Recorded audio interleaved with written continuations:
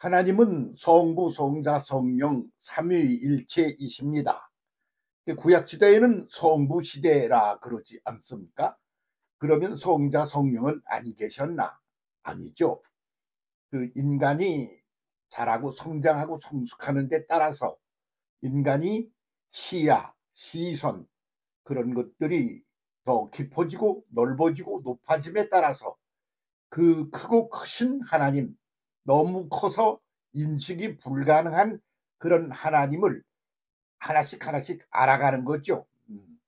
그래서 뭐 이스라엘이 뭐라고 그랬죠? 그땐 묻는 거지 뭐. 하나님을 알아가느라고 말이야. 누구세요? 당신은 무엇이에요? 후, 화트로 열심히 묻는다. 그게 이스라라는 단어의 뜻이거든요. 얘는 뭐냐? 하나님이고. 하나님에 대하여 당신은 누구? 후 묻고 당신은 무엇? what로 묻는 그런 시절이 구약시대이지요. 그렇게 묻는 판인데 그 속에 계신 성령이나 뭐 성자의 역사 속에 이제 오셔서 그때도 역사 속에서 여러 형태로 계셨지만 그런 걸 인식한다는 게 그렇게 가능했겠습니까? 아니었겠죠. 그렇게 그냥 그때는 성부 하나님만 알았단 말이야.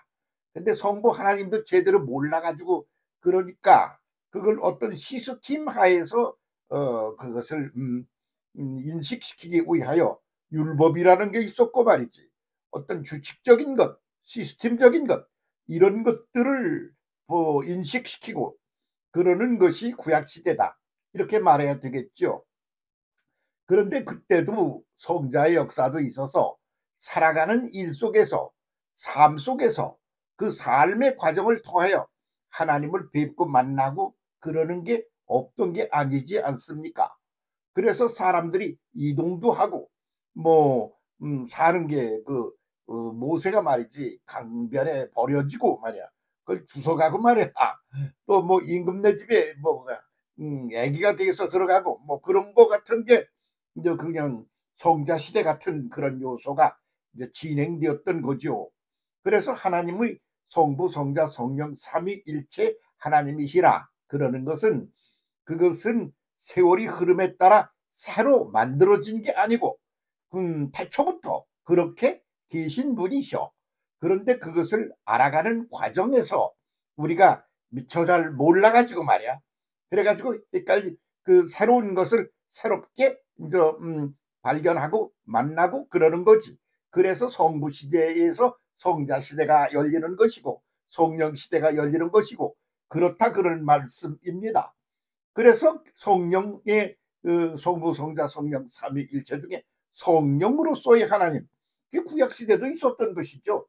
그래서 구약 시대에도 성령 하나님이 계셨다고 그러면요, 그 성령 하나님을 인지하고 인식하고 그리고 그분의 속뜻을 깨달아서 하나님 이런 분이시네 그러는 걸 성령을 통하여 알고 그런 이들이 미리 그것을 속내를 알게 되니까 그래서 미리 안다.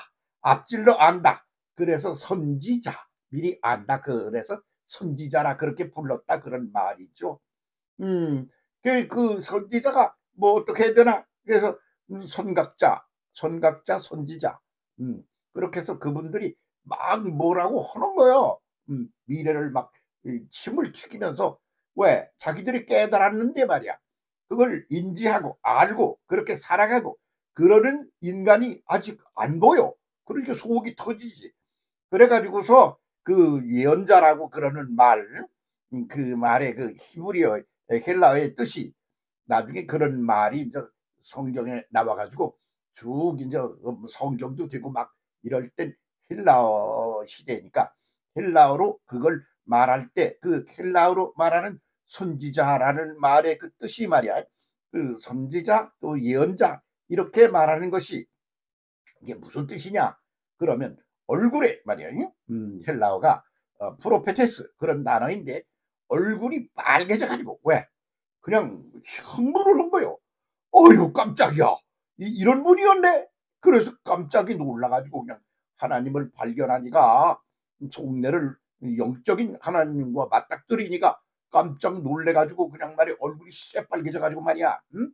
그래가지고 침을 튀기며 그래가지고 목에 핏대를 세우고 아이고 하나님이 이런 분이시라고 막 외치는 거요. 그래서 그 선지자가 행동적으로 움직이게 될 때 그를 예언자라고 이렇게 말하는 거죠. 그 예언이 앞날을 미리 말한다는 말이냐? 아니야. 속내를 말한다 그런 말이야.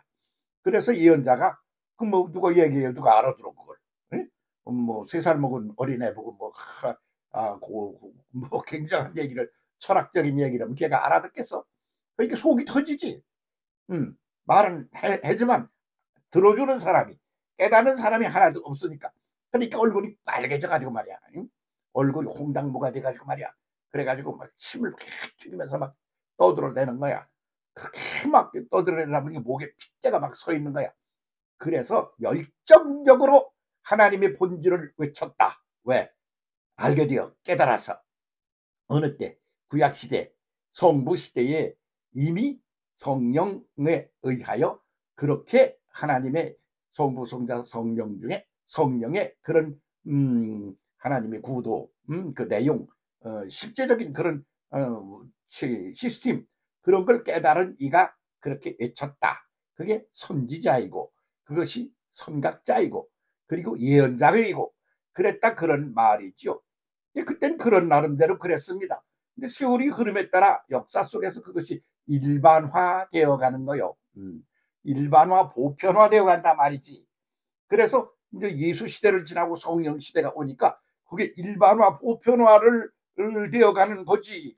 그래서 우리나라도 부흥성장 시대라는 게 있어가지고 한때 기독교 초기에 얼마나 열심히 그냥 막 부르짖고 하나님께 그냥 난리를 치고 주여 삼창을 하고 그러지 않았습니까? 그래서 그게 뭐요? 기도요. 기도가 뭐요? 그냥 잘 모르겠는데 아하 이렇게 그냥 우리가 껍데기로 알던 그런 거 성부 시절에 알던 것 같이 어떤 시스템 구도 그거를 인식하는 거 그거는 말이야 삐지근까지 땅이 있는 것처럼 그렇게 어떤 기초를 생각하는 거지 구체적이고 실질적인 그런 내용이 못 되는 거라.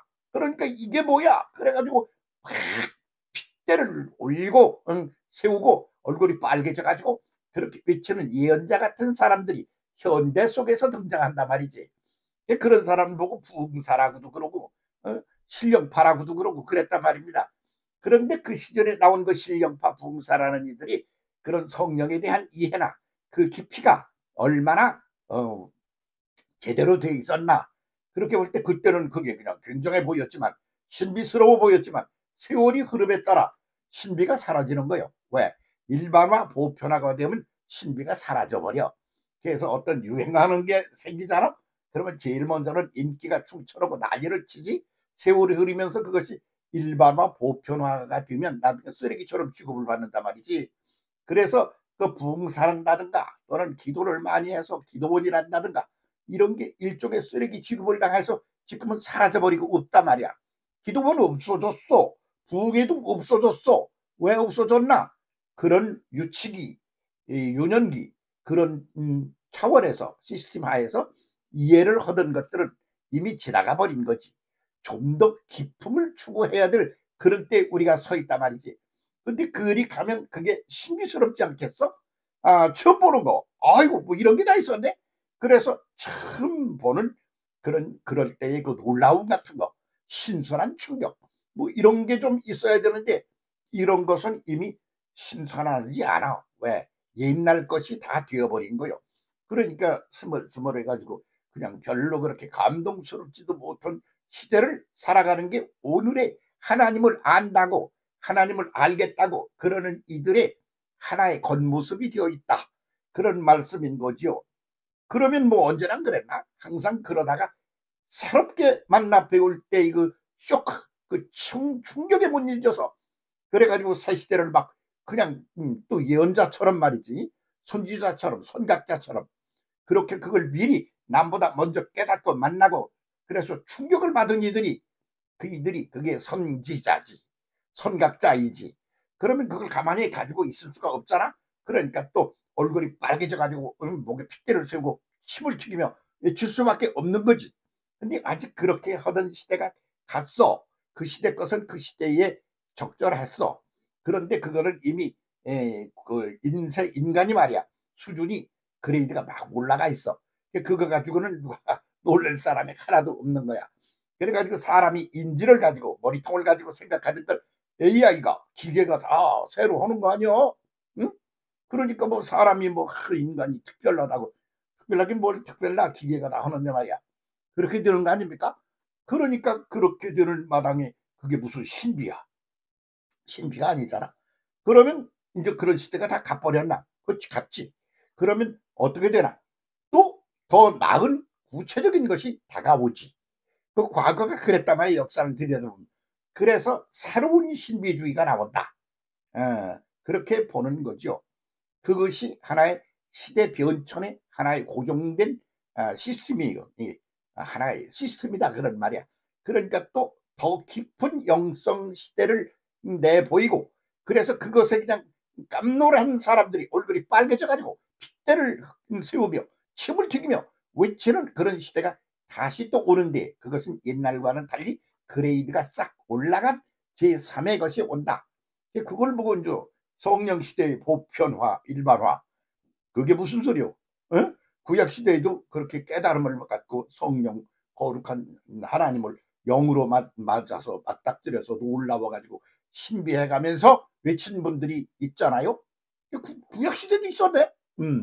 그러면 예수 시대도 있었던 거야. 항상 있지 뭐. 그런데 그것이 이제 아주 주체가 되어 말이지. 주도권을 그 세력이 이제 행사하는 그런 시대가 열리는 거지. 그러면 그걸 보고 이제 새로운 성령 시대라. 그렇게 지금 왔다 간 성령 시대는 그건 과거 그 시대의 그 구도, 그 시스템 하에서 인간이 그 한계 속에서 깨달았던 그런 거지. 근데 그건 이제 지나가 버린 거야. 그래서 기도원 봤어요? 그 기도원에 가면 그냥 기도원에 그 뭐 원장들이 말이야 여자분들이 많아가지고 아이고 내가 가본 기도원에 가보니까 일어나서 막 춤을 추세. 빙글빙글 돌면서 그래 붙들고 막 춤을 추는데 희열이 넘쳐서 춤을 추는 거야. 그 춤추는 하나님이야? 내가 속으로 그랬더니 아니 하나님의 그 진리와 은혜와 능력과 그 사랑을 그냥 속으로 깨달으니까 너무 너무 희한해서 너무 기뻐서 그래서 그것을 그냥 저렇게 누리는 거로 겉으로 표현하는 게 춤추고 돌아가는 거래. 그렇지. 그런데 그렇게 하는 거 지금 어디 가서 보았어요? 없어졌잖아. 그 왜 그래? 그 여의도의 큰 교회도 한때 그런 것이 주도적인 역할을 했지 않습니까? 큰일 하셨죠. 그런데 지금은 그런 것이 이제 지나가는 거예요.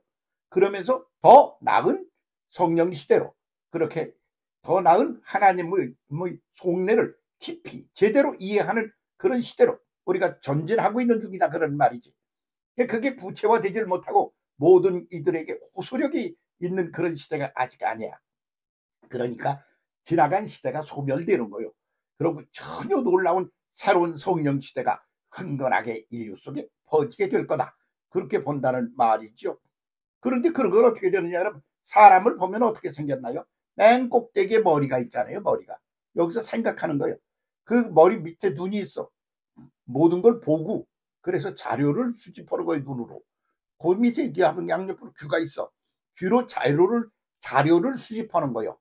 눈과 귀로 자료를 수집해. 그래서 요 속으로 올라가. 그래서 생각을 해. 그래가지고 거기서 새로운 것들이 또 창조가 돼. 그러면 거기 쭉 내려와 가지고 말이야. 입으로다가 보여. 이렇게 요 머리통 안에 그런 필요한 구도가 그냥 고스란히 들어있는 거지. 그래서 맨 꼭대기야. 그러니까 그 말을 또 딴 말로 하면 몸, 발, 다리 이렇게 해서 발이 또 맨 밑에가 있잖아. 딴 말로 하면 무슨 소리가 되느냐 그러면 인간 인류가 존재하잖아. 그 중에 그렇게 높게 하나님을 새롭게 만나고 신비스럽게 만나는 것은 맨 꼭대기에 있다 이거요. 그리고 그래서 소수다 이거요. 소수가 맨 꼭대기에 있는 거요. 이 시대도 소수가 맨 꼭대기에서 그런 차원을 이제 경험하고 그리고 그걸 말하는 거예요. 나머지 대부분의 대중은 아직 몰라. 알아도 희미하게 아는 거야. 껍데기 있는 것만 아는 거야. 그런 시대를 보내면서 제 길로 갈 거다. 그렇게 보고 오늘을 살아가는 게 된다라는 말입니다. 제대로 성령 시대를 삽시다.